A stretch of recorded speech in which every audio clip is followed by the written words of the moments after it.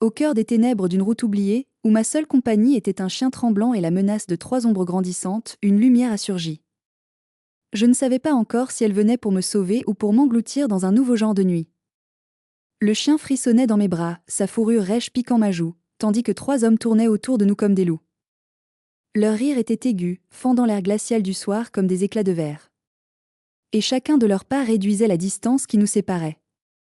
Je n'avais nulle part où fuir. Pose-le, ma jolie. Les chiens n'aiment pas les menteurs, lança l'un d'eux avec un sourire narquois, tendant une main avide. Mes jambes étaient pétrifiées, mais mes bras se resserrèrent instinctivement autour du petit corps de l'animal. J'entendais son cœur rapide et paniqué battre contre le mien, et je jure que le mien suivait son rythme effréné. Je n'avais pas peur des chiens. J'avais peur des hommes comme eux, de ceux qui voient une fille seule au bord de la route et y voient une invitation. J'ouvris la bouche pour dire quelque chose, n'importe quoi, mais à cet instant, des phares balayèrent la route sombre, découpant le paysage en silhouettes inquiétantes. Un SUV noir s'arrêta brusquement derrière nous. Un homme en sortit.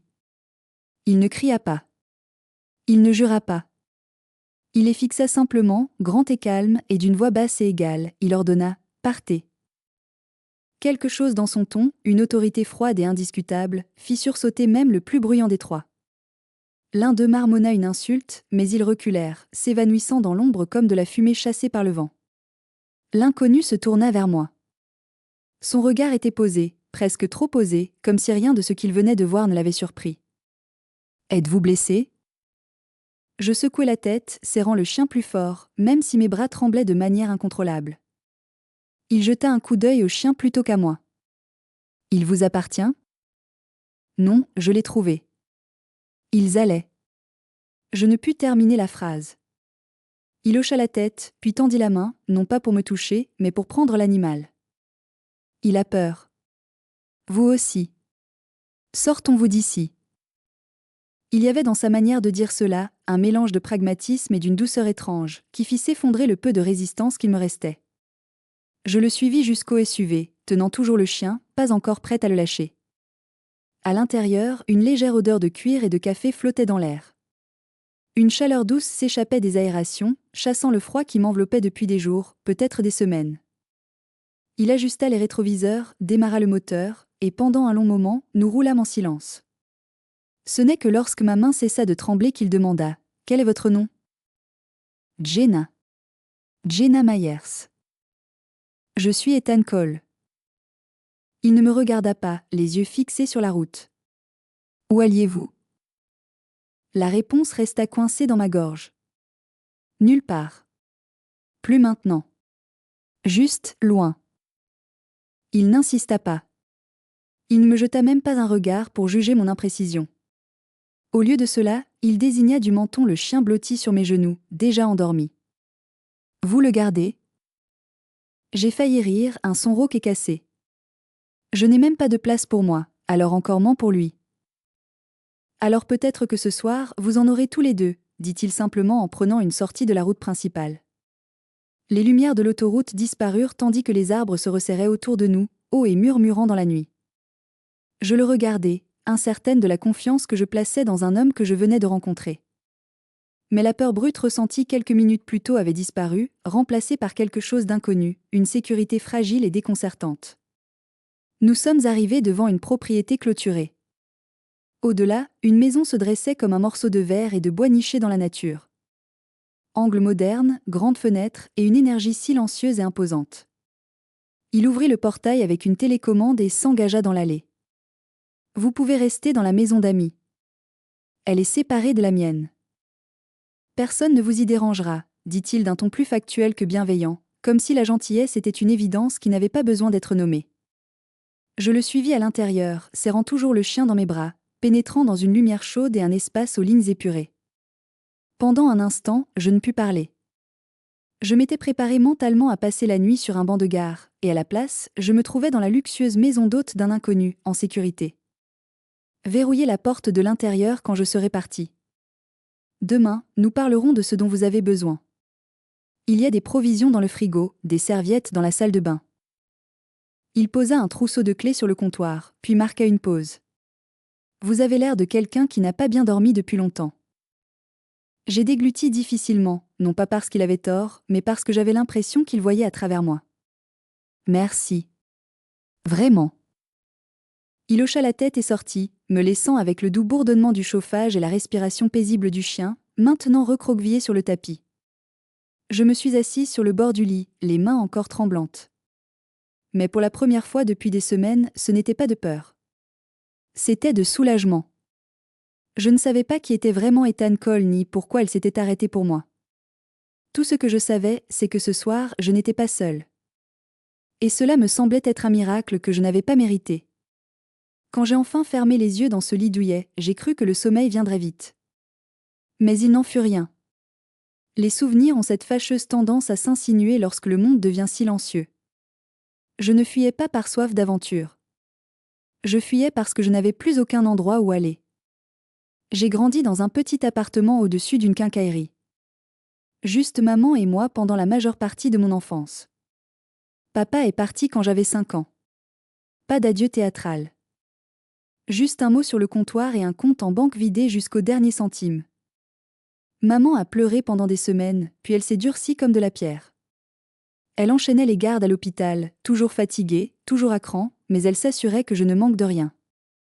À 17 ans, elle a rencontré Marc. Il était poli au début, trop poli. Il apportait des fleurs, faisait la vaisselle. Il riait à toutes les bonnes blagues. Je voulais l'apprécier, ne serait-ce que pour maman. Mais avec le temps, sa gentillesse s'est effilochée, révélant des bords acérés. Marc ne m'aimait pas. Il me faisait des remarques constantes, des piques déguisées en conseils. J'aidais.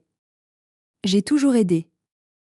À 16 ans, je travaillais les week-ends dans un café pour économiser pour mes études tout en payant nos factures quand maman n'y arrivait pas. J'ai étudié la comptabilité parce qu'elle disait que c'était sûr, stable. J'adorais l'art, les crayons, le fusain, les taches de couleur sur mes mains, mais j'ai enterré ce rêve. Je me suis enterrée moi-même. La dernière dispute a éclaté pour une raison si stupide. J'avais préparé le dîner. Il a crié que j'avais utilisé la mauvaise poêle. J'ai crié en retour. Puis il a dit, la seule chose que je retiens, c'est que tu es comme ton père. Inutile et prête à t'enfuir quand ça devient difficile. Je me suis figée. Maman, elle, n'a rien dit. Elle a frappé la table du poing et m'a ordonné de m'excuser auprès de lui. Je n'ai pas pu. J'ai pris mon sac, y ai jeté quelques vêtements, mon carnet de croquis et le peu d'argent que j'avais. Maman m'a suivi jusqu'à la porte, les yeux écarquillés, mais aucun mot n'est sorti. Elle m'a simplement laissé partir. J'ai pris un bus, puis un autre, cherchant mon père avec une vieille adresse. Une femme gentille mais ferme m'a ouvert, m'expliquant qu'il n'était plus là, qu'il était parti. Elle m'a laissé dormir une nuit sur son canapé, puis m'a demandé de ne pas revenir. Alors j'ai continué à errer, de ville en ville, cherchant n'importe quoi. Un travail, un abri. Au lieu de ça, j'ai trouvé 3 hommes dans le noir. Et puis Ethan. Allongé dans sa maison d'hôte, j'ai ressenti la sécurité. Mais la sécurité est une chose dangereuse quand on a l'habitude de se battre. Une partie de moi me disait de me méfier. Les gens aident parce qu'ils veulent quelque chose, n'est-ce pas? C'est ce que Marc disait toujours. Pourtant, il y avait quelque chose dans la voix d'Ethan, une sorte de calme qui n'avait besoin de rien ni de personne. Je me réveillais sous la lumière du soleil qui filtrait à travers les hautes fenêtres. Le chien, que j'avais décidé d'appeler Lucky, remuait la queue à mon réveil. Après une douche chaude, un luxe oublié, on frappa à la porte. C'était Ethan, en jean et t-shirt, moins intimidant à la lumière du jour. « Bien dormi ?» demanda-t-il.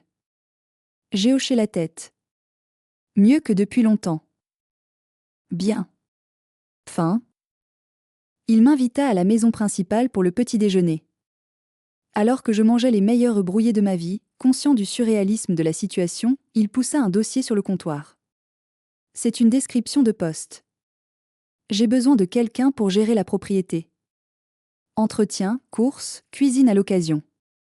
Le salaire est correct et vous pouvez rester dans la maison d'hôte. J'ai cligné des yeux. Vous me proposez un travail ?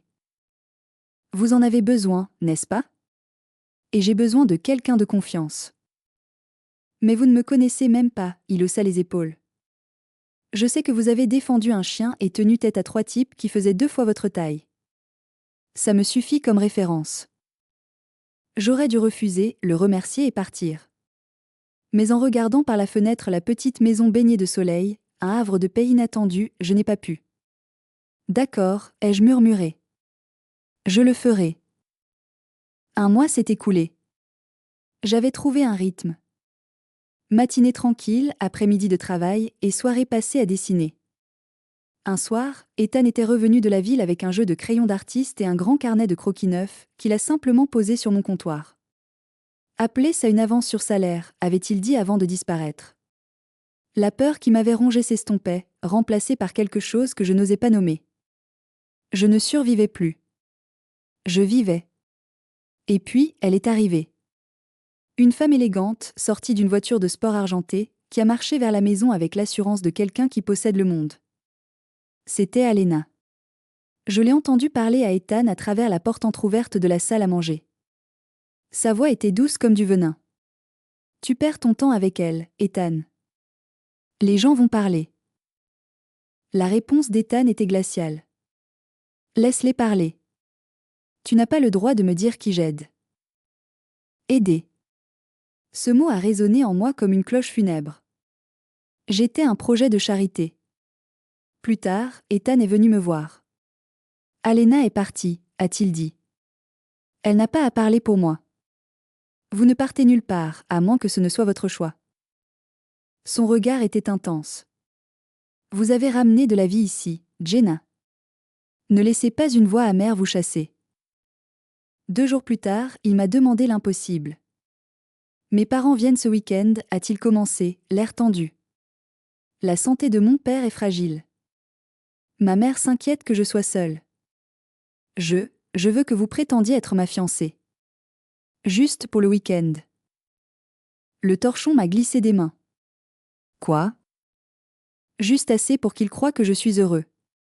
Pour que mon père ne stresse pas, mon instinct hurlait non.